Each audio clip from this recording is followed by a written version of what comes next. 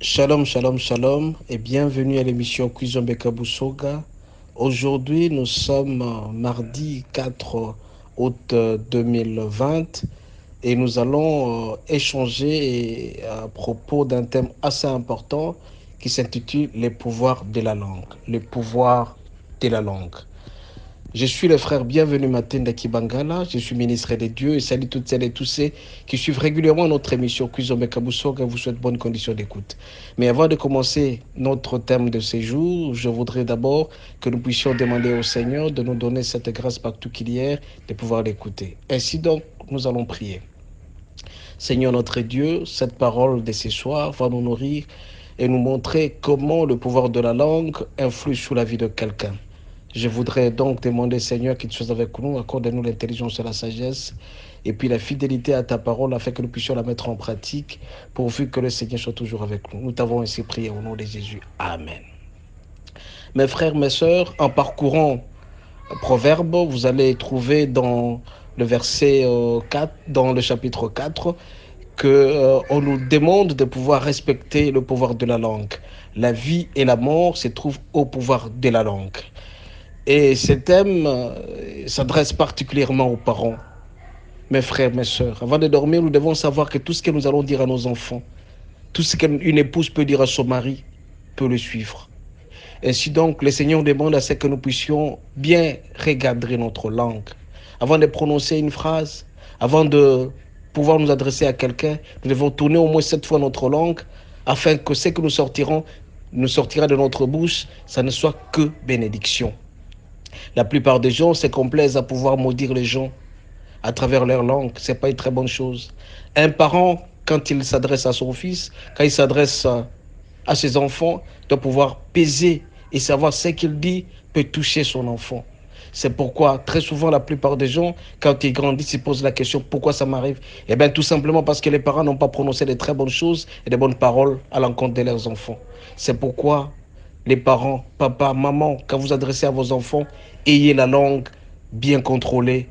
Quand vous donnez des conseils à l'enfant, ne déplacez pas votre langue, que votre colère, que votre iniquité ne puisse pas l'emporter sur la raison. Les enfants, c'est le futur de demain. Tout ce que vous sortirez de votre bouche doit être conforme à la parole de Dieu. Vous aussi, madame, quand vous êtes fâché contre votre conjoint, très souvent, ce sont les femmes, quand elles prononcent des mots qui sont durs à l'égard de leur mari, très souvent, ça les attrape.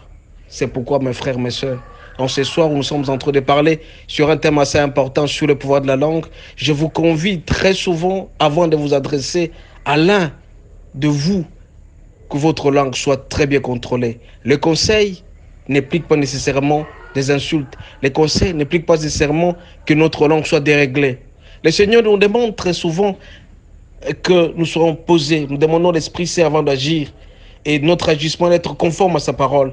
Nous devons nous attacher à la parole de Dieu. Quand nous attachons à la parole de Dieu, tout ce que nous allons sortir de notre bouche ne sera que bénédiction. De notre bouche ne peut sortir que bénédiction et non la malédiction.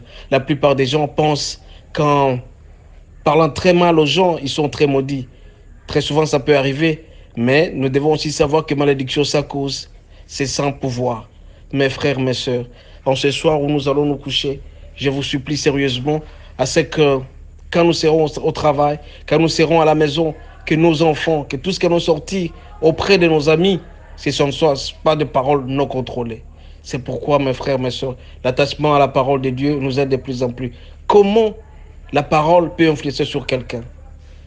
L'homme qui prie régulièrement, l'homme qui écoute régulièrement la parole de Dieu, il se confie à la parole de Dieu et tout ce qu'il fera ne sera que bénédiction. Tout ce qui sortira de sa bouche ne sera que bénédiction. La bénédiction, mes frères, mes sœurs, vient souvent quand nous méditons régulièrement la parole de Dieu. Et en méditant la parole de Dieu, notre vocabulaire va changer. Et quand notre vocabulaire change, notre influence dans notre vie va aussi. Un homme, quand il se dit qu'il est malade, et directement dans sa pensée, il sent qu'il est malade, il se maudit lui-même. Bien au contraire, tout en oubliant que le Seigneur, quand il était sur la croix, on nous dit toujours par ses maîtrisés, nous sommes guéris.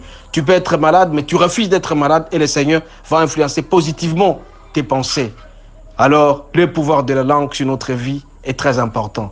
Mes frères, mes sœurs, je m'adresse particulièrement aux parents qui, très souvent, quand ils sont furieux, ils sortent des mots très méchants à leurs enfants. Ce n'est pas une très bonne chose. Faites tout pour non pas maudire les enfants, mais les bénir. Vous aussi, les femmes, quand vous êtes fâchés contre votre conjoint qui rentre tard, votre conjoint qui ne vous a pas montré l'argent, essayez de ne pas déplacer votre langage. Quand vous déplacez votre langage, très souvent, ce langage-là atteint l'homme. Mais régulièrement, priez le Seigneur. Si vous priez le Seigneur, vous attachez à la parole de Dieu, votre vocabulaire sera enrichi de très bonnes choses, de bonnes paroles, et la bénédiction suivra à jamais. Ainsi donc, avant de nous coucher, je vous en supplie, mes frères, mes sœurs, de demander au Seigneur de nous donner toujours le cœur grand, de ne pas nous fâcher régulièrement, mais bien au contraire, de demander à ce que tout ce que nous allons sortir de notre bouche soit bénédiction et non malédiction, particulièrement aux enfants. Nous allons prier. Seigneur notre Dieu, nous venons auprès de toi solliciter le Saint-Esprit, que le Saint-Esprit nous donne la langue positive. Quand nous allons sortir des mots pour nous, pour nos enfants et pour nos pensées, que ces mots soient toujours positifs. Sois avec nous, Seigneur Jésus. Garde-nous toute la nuit durant, afin que nous puissions nous réveiller demain matin et que ta parole soit avec nous. Nous t'avons ainsi prié au nom de Jésus. Amen.